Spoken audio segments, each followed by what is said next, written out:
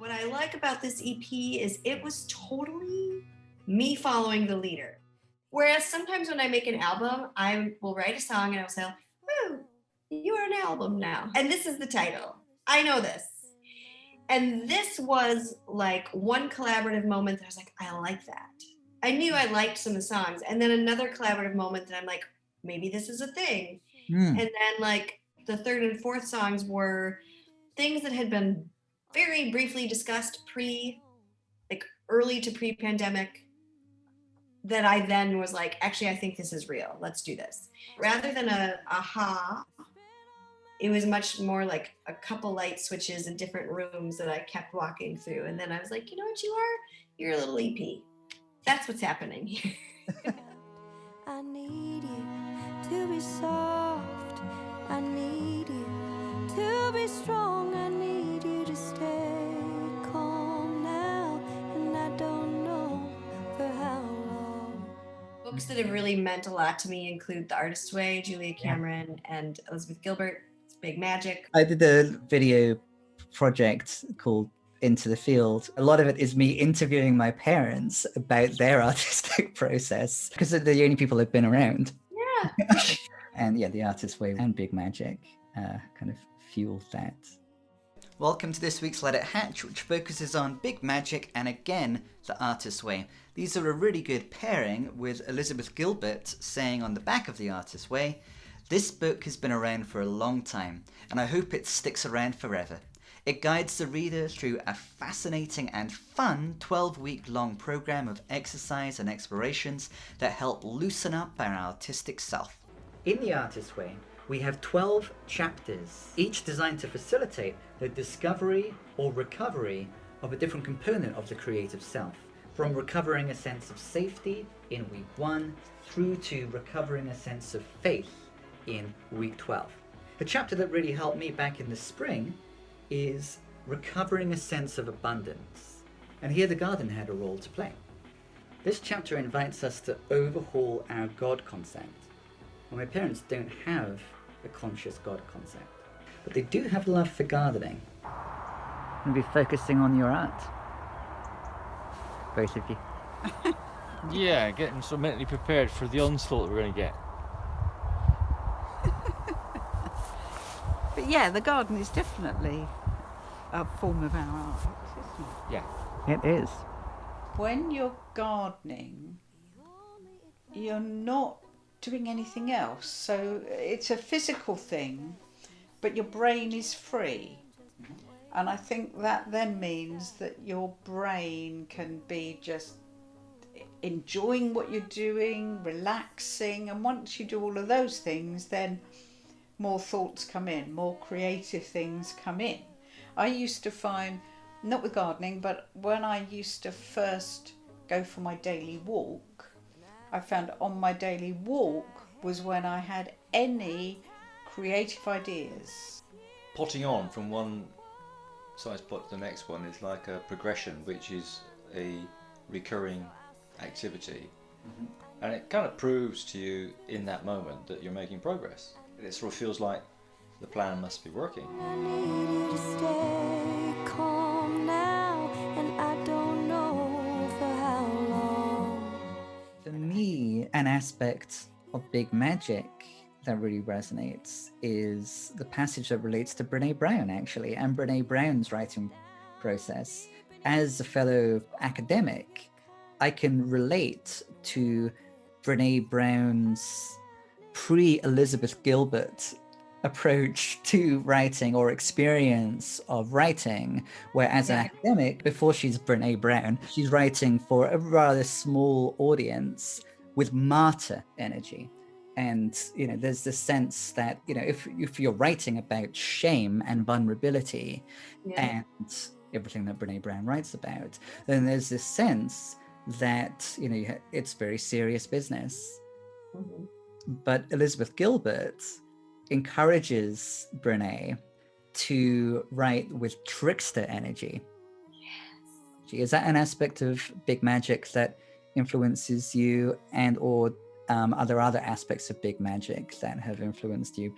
Oh, that whole book is like, I mean, I bought I've bought so many copies of that to give to friends. Me too. There's so many things that I like. What I like about the Trickster and the Martyr, and where I would say that works for me, is that I think before I met the songwriting challenge, I wrote from a martyr energy. My first bout of songwriting was because I thought I should write songs, essentially, because that's real artists. And I was moving to Nashville, and in Nashville, people write songs. And so it wasn't, I think many people probably have a story like, I sat down and a song poured out of me. And that was never it for me. It was always like, I probably should do this. And so when I found the challenge and I was like, I kind of want to do this. And then there's a bit of a game involved, right? So I feel like, I have been able to access Trickster energy, and I feel like I do write from Trickster energy. I still feel like a little kid when I get my prompt and I look at it and I write it down on this very special kind of post-it, and I love it so much. I just get really the other thing that I love from Big Magic, two other ones.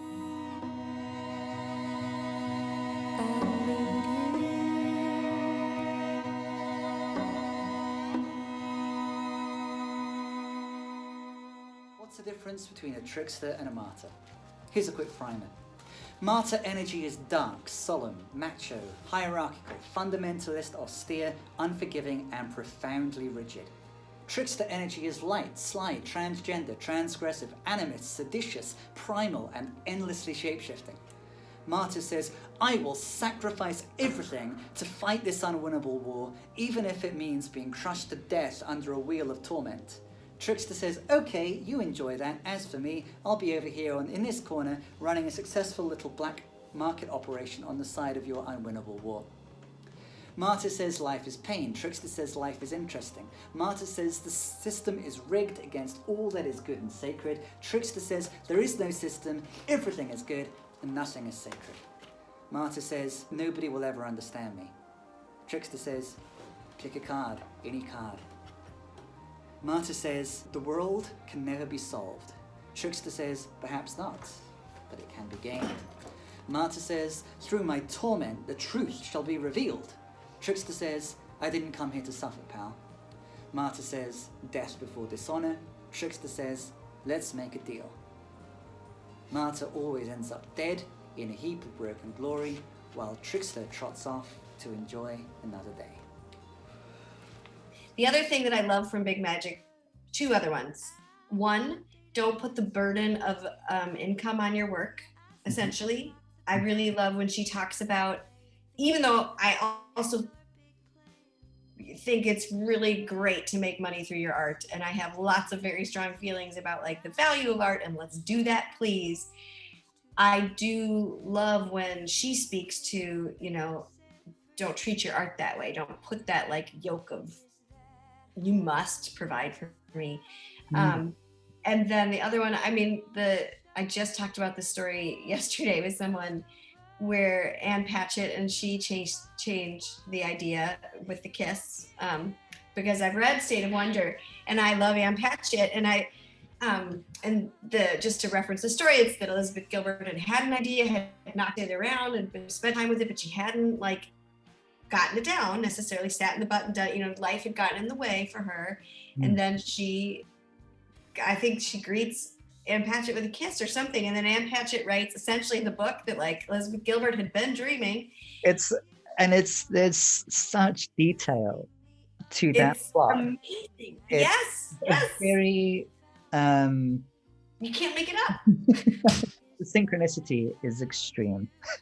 But the idea that once that idea is whispered to me or kissed upon my neck or my brow or wherever, I'm going to choose to, yes, I see you and we'll do you. We're going to do you. Yeah. Or I need to be able, if I don't, it might go away. It probably will go away. It'll move on to someone else as it should. It should find someone else working, and it should do that. And I love that aspect of it. As an artist, it helps you kind of break away from the scarcity mindset. There's only so many ideas. And also the idea that, well, if I have this good idea, I have a commitment now to follow that idea through. There's this sense, it's like the idea is like a kind of dancing partner.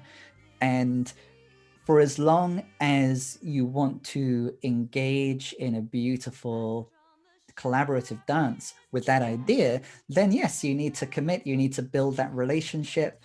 There's the same responsivity, there's the same cultivation of this loving connection with this idea that you nurture and you put in the oven and you let turn into bread.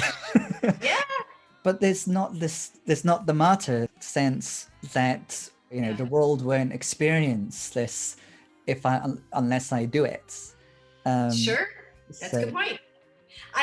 I also think, noting, like, with all these conversations that we're having, like, it is good to know about, like, I learn about me.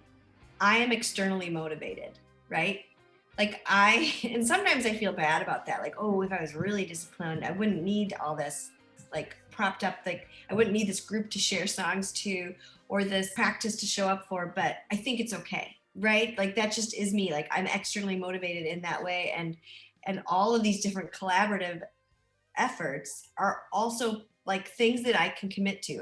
I need a thing, because there is part of it that, like, just committing to myself, that's not enough. Like, it's not, I might break that promise just to Sarah, but I'm not going to break that promise to you, writing source. I'm not going to break that promise to you, writing group. You know, I think that's an interesting side piece.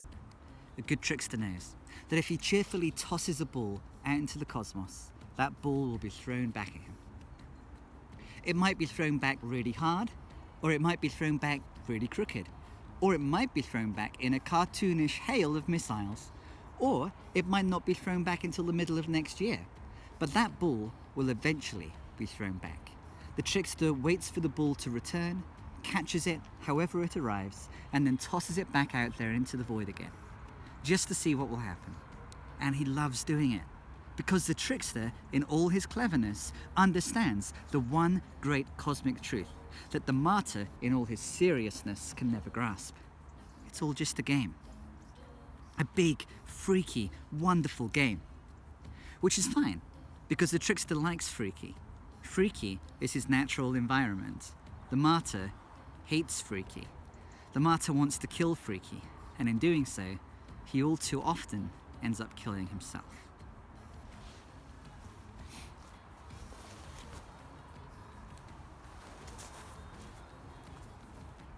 Once we focus on the emotions and what the emotions are, the emotions as judgments, that things that are beyond my control are salient and have value to me.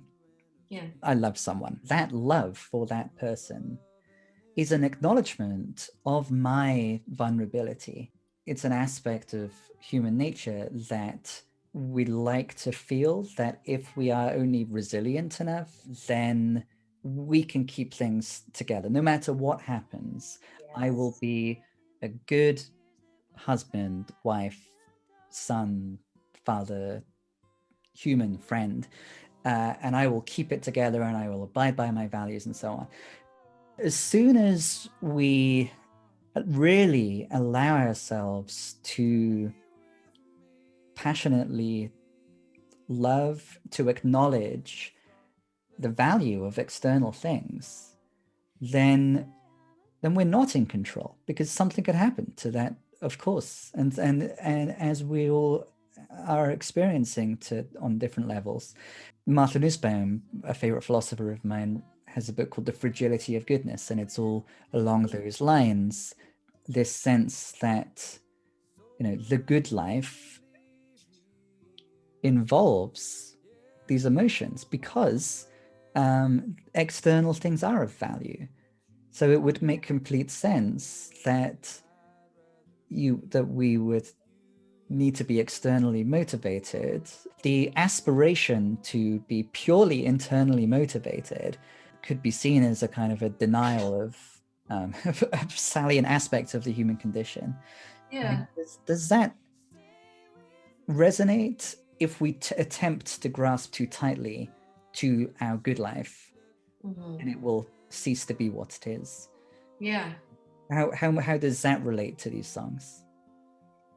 I really love the way you put that. I think that it's interesting because when I, like in my 20s, when I could have really been hitting it hard with music, right? My pre-kid life, I had this very undisciplined approach to all of it, and also a very timid approach. And I say that even though I moved to Nashville to chase music, I also was really scared any one time I talked to someone, my chances were baby chances, and that's okay. And now it's okay. But I really felt a lot of shame for that for a long time, guilt about it, I guess. And so then thought that my external motivation need was like a weakness in some way, you know what I mean? But now I feel like I keep growing into realization that that is not true, and that the external motivation and the external, like you said, that sense of vulnerability, this thing that I dearly love, if we just want to go back to the songwriting challenge, I love it so much, and it's completely in control of this one woman, and the other people that are there, but they could all decide not to show up. She might decide to not show up, and she would be totally in her right to do that. And I would have to figure it out, and I would, So to this project, I mean, yeah, I think there was a real intimacy in acknowledging that directly with each partner, having that little bit I made this for you. There's a concept you always want to, not always, you want to focus on your smallest viable audience. You want to write for those people, right? And I'm interested in that right now. And with each song here, I was able to make my smallest viable audience one person, and that was a real specific gift. Your collaborator. Yep. Yeah, I just really sang to them, and they all hold different places in my life and in my heart. And but they knew, I think, I just feel like I was clear with them, you do whatever you want, and I trust it, and it's great, and this is for you, this is for me, and then it will fall where it, anytime you release music, that's the ultimate faith piece of I love you so much, I've loved you as much as I can, I've loved it, and now people are going to do whatever they're going to do, which might be nothing, which might be a bunch of crickets. And the first thing you hear on this record are crickets.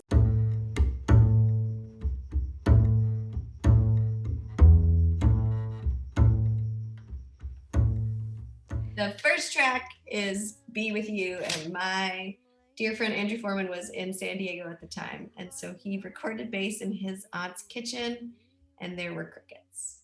And I love it so much. Related to what we were reflecting on concerning emotions, I think a lot is going on in between here and there. Yeah.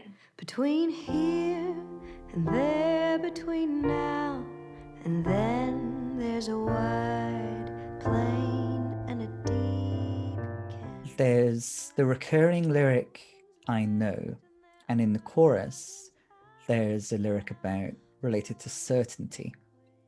And I feel the type of knowing that the song is about is quite different from that of the person who wants to or feels that they have a really tight grasp on what exactly the good life is and what the answers are. So this person who has a very cerebral knowing, whose sense of cognition is limited just to what can be perhaps objectively known or logically demonstrated.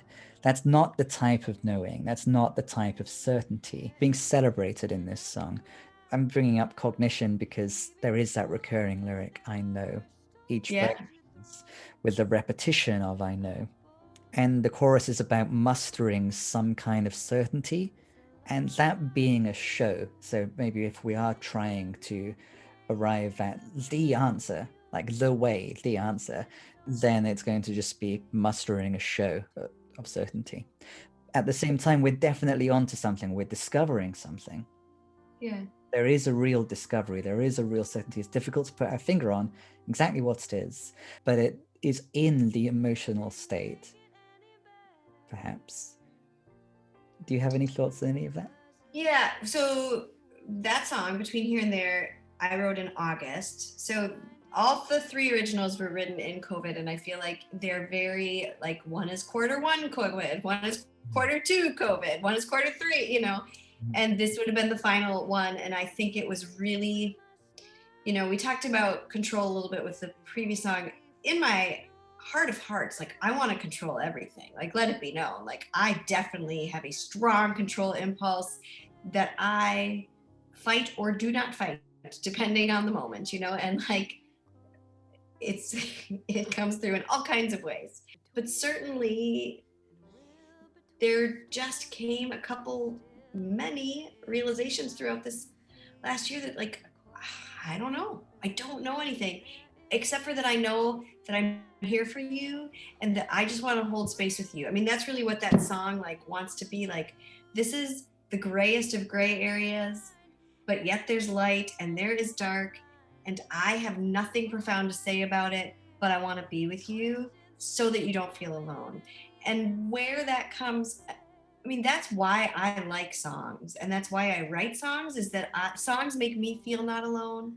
And my dream is that I offer that to anyone. You know, could I make anyone who's feeling alone feel less lonely today? That's all I ever want. And that song is that statement to, you know, individuals, to collectives. I don't have answers. I just want to hang out with you and let it be okay. And just letting yourself give voice to that yearning, as opposed to creating a song that will be the consolation. Let's cheer someone up. The thing that really is the medicine here is encountering the yearning, the being in and with discomfort that this song exemplifies. And I love how all of these songs, you know, can be interpreted as addresses to a specific loved one. And of course, you know, the humanness, you know, is tied to that. But there's somehow something universal. We're experiencing a global pandemic. I'm in England. Yeah, right. and between here and now, it's like the middle of the night, and I can see it's daytime for you. It's right. Is it messing with you? But there is something, the universality in the specificity, the universality that is only accessed through letting go of the attempt to discover the profound universal message that will cheer everyone up. Right. And only then is there, you know, the way in which the story is the same wherever you go. That's a universal statement, of course. Yeah. And there is something consoling in any kind of universal statement. But if that statement were made, the story is the same wherever you go, without the feeling that the vulnerability allows, it wouldn't have this magic. I appreciate that take on it. Does that resonate? Yeah, no, it totally does.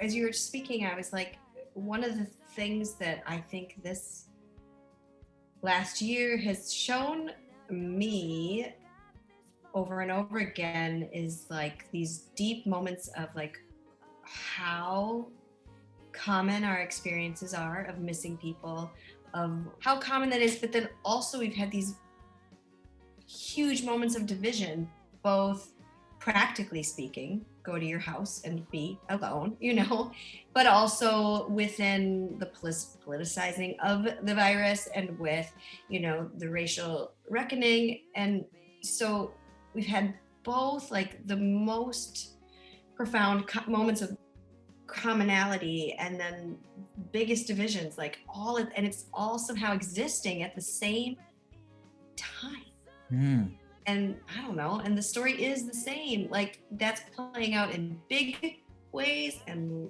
little ways, you know, it plays out in one way in a family, it feels out another way in like a country or a community. It blows my mind. I don't know. I love that you just said, I don't know. And the recurring lyric is, I know. They're both true. They're both true. Yeah, there is a lot of non-dualism, I feel, in these songs. Something else that I love is that I know is just allowed to be, that it doesn't have content, that, you know, only at the very end, in the final I know becomes that you're tired and want to let go, and the best I can offer is you don't have to do this alone. Before the end of the song, when I know becomes the beginning of a sentence, I know is just pure connection. There's two things. There's a sense that there is something, it's not certainty, it's not intellectual certainty, but but it is knowing. So there is knowing. There's a shared knowing, because this I know is being addressed to someone else, and there's the assumption, or there's the awareness that the other person knows as well, if they will allow themselves to know that they know.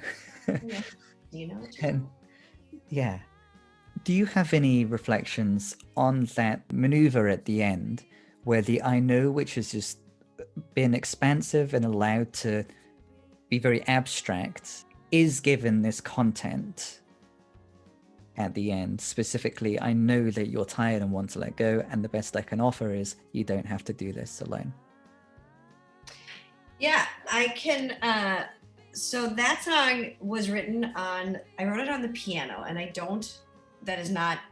I've written like 3 songs out of 120 on the piano. Is not common. It's not very comfortable for me. But for some reason, this song, it came pretty fast, and I just knew it was piano based. And I made a demo, or I made a songwriting video, not in my bathroom. Piano doesn't go in my bathroom, so it's in a different room in my house. But so I made a songwriting video for it, and I can't remember how I ended that. So the whole thing with that, I know, was like, it's just what I'd say to a friend, you know, when you don't have the words to finish it, and I don't want to tell a friend what they're going through. I want to let them share what they need to share. And you want to make that space open. And sometimes you need to make the space sit there for a while and be a little awkward so that they feel comfortable sharing, you know. And I think I did make a tag where I repeated it, and I wasn't quite sure how I would end it. This song is really where it was the first move towards an EP, because my drummer, Lars, had just gotten his home recording set up, and we've been texting, you know, and I was like, hey, did you want to test it out? Because he's a really great piano player. And I was like, if you want to test it out, I wrote the song on the piano, but I am not a piano player, really. I'd love to hear what you would do with it. And so I made him a little recording to a click, and I sent it to him, you know, ultimate playful trickster. Let's just have fun with this kind of somber song. But and he sent me back just a beautiful track, and with a beautiful text. It was like, I had so much fun with it, I had to add accordion. And I was like, oh yes, I love it. And so I loved it so much that then I was going into the studio, River Rock in Northeast, and I was going to record a Christmas vocal for I had a Christmas song that I put out last year. And so I asked Derek, I was like, hey, if I get this really fast, if I sing this fast enough, do you have time for me to also sing this demo to this track that Lars made? And so really, that was just kind of like, that was done really quick. Like, that vocal was done really quick, and I knew I wanted the same. There's a certain kind of mic that I use for the Christmas vocal. I wanted the same one. And so I had to do the tag based on how Lars decided to play it. So he actually played slightly different order of chords than I'd seen it as going. And so the choices that I made at the end are just totally responding to what he did. Responsivity again. Yeah. I'm big into that. I really do.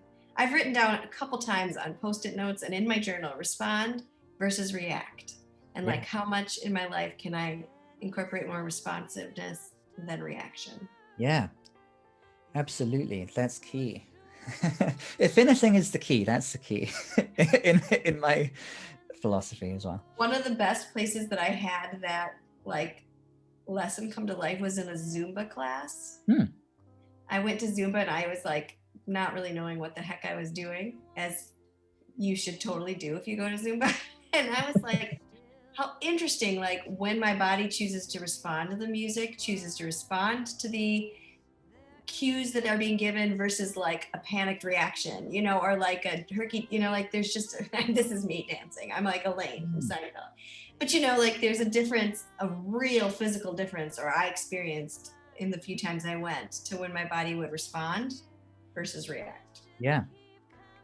Yeah, absolutely. This makes me think of Bessel van der Kolk and The Body Keeps the Score. Of course, you know, every person experiences, you know, what some people refer to as little t trauma. So we all have some kind of trauma responses. That's not bad, obviously. That's an aspect of the human condition. What I love about The Body Keeps the Score and Peter Levine, this kind of somatic awareness, the body knows. This is another way of thinking about the good orderly direction of flow. You know, for someone who might be skeptical about God, even with that acronym, the body itself has this knowing. It kind of goes again beyond mind-body dualism. There is a real knowing, and rhythm comes in here, I think, as well. You know, the reptilian brain is very connected with rhythm, and we all have this as you know, living organisms. Even just thinking about the neurobiology of it, I love how this music embodies that. Is rhythm important for you in relation to well-being, perhaps in relation to any of these songs? Are there times when rhythm is significant? I know that I do better when I honor the rhythm my body wants to. You know, like I think one of the musician and human awarenesses has been like, oh, my body is so much happier when it can just go to bed every night at the same time. And my human, like my soul, like that is a good function, you know, like I really want all shows to start at 7 now. I want them all to start at 7. I want to be home by 10. Yeah. Except for very special occasions. I mean, that's one kind of rhythm, right? And honoring the rhythm of, you know, my household and the other humans, and they all have different rhythms, you know. But another piece that I think has been very profound for me this past year, so then in this project and with rhythm, is that I run every day. And every day I've taken a picture of, on my run, of the sky or a tree or something that makes me like really tune in. And I have noticed like the external rhythms of nature and our seasons. And, you know, in Minnesota, we have a real nice relationship with seasons, but how much more in tune I am to that with my body, with like my moods, and letting things follow the natural rhythm rather than trying to make it all, I've got to get all this done at this time on this day because, you know, and it's that one's a really hard lesson because again, I like to control things, but you know, we're encountering spring again and watching things come to life again and all the signs of renewal and rebirth, right? And so there's a different awareness of where you are at any given time, and also an awareness that that's changing, you know, that we're always moving through. I know that's all baked in these songs, and like in the way there's so little attachment to all of this, right? Everything about this was a, whew, let's go. Let's, you know, like everything had loose fingers, I guess, is a metaphor, like a way to speak of it. And I think that the rhythm of like the natural world kind of asks that. Yeah. Us more than I generally honor. Okay, that's what I have. More than humans tend to generally honor. Yeah.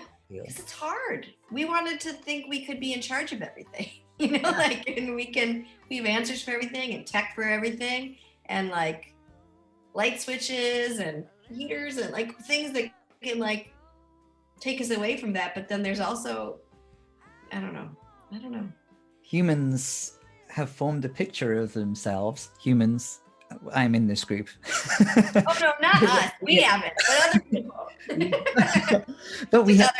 but we have. Humans have formed a picture of ourselves as the animal, or maybe not even as the entity that is defined by our capacity to use logic and technology that we have created to control things. And of course, it takes something like paying attention to an aspect of the human experience, such as rhythm, dancing, your experience in the Zumba class,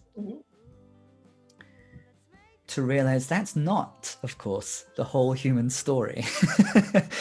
There's a gift that emerges from the mess, a gift that could not have been forced to emerge from the mess, but that is in there, is our relationship with music shifts. And especially for performers whose livelihood, of course, is connected to being able to perform live, in really difficult ways, the relationship with music shifts. It seems obvious to me at the moment that music is so connected to well-being. Yes. Spring came early this year or came late, I can't tell. Oh, I hardly know what day it is anyway. You could hold a calendar in front of my face, I'd press my finger to some square, declare with confidence it's this one, maybe. I love that you referred to it being spring again, because of course that's how the song begins. Spring came early this year or came late, I can't tell. The character there, the voice is that of someone who isn't in touch, you know, that this person is not aware whether it's come late or early. Sure. Do you have any thoughts on that, focusing on this song with Andrew Fuller? Yeah, that one was the last song I wrote for the Winter Challenge last year. So I wrote it in early May. You know, we just kept having deadlines, like, oh, we're pretty sure things are going to be better. Oh, no, they're not. You know, we had all these things that like would feel like they're right there and then they'd go away. And every day was the same. And also things were always changing. And so it was this combination of like Groundhog's Day, but murky water. It was so much. And so that was it. I mean, that song is really like just verbal, like, what? Let me just tell you 100% what's true. Spring came earlier this year or came late. I don't know. Like, I hardly knew what day it was. I couldn't tell you day of the week, day of the anything. And now I do have a sense of what day it is. It's April 13th. And spring, in fact, is early this year because we have a crabapple blossom and a willow. Those two trees in my backyard that I'm looking at right now are generally my barometers for where we are in the season.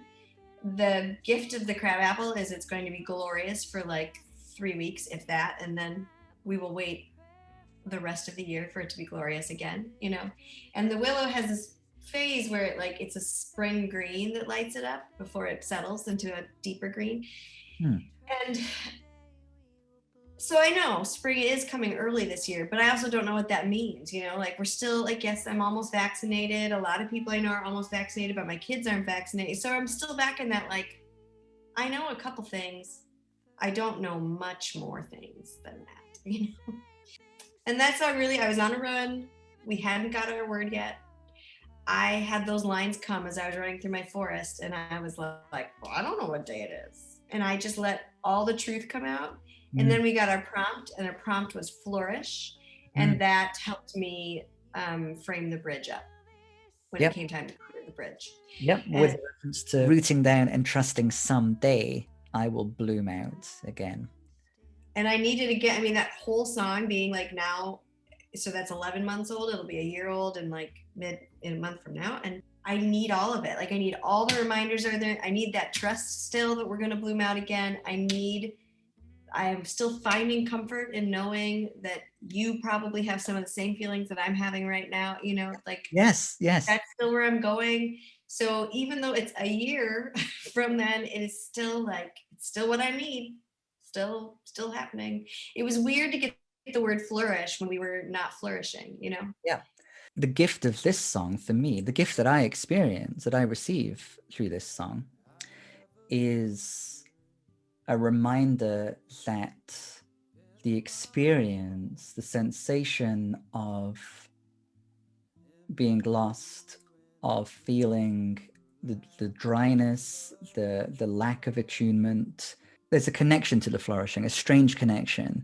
Yeah. Through trust again, and through probably, the word probably is so important in this song, I think.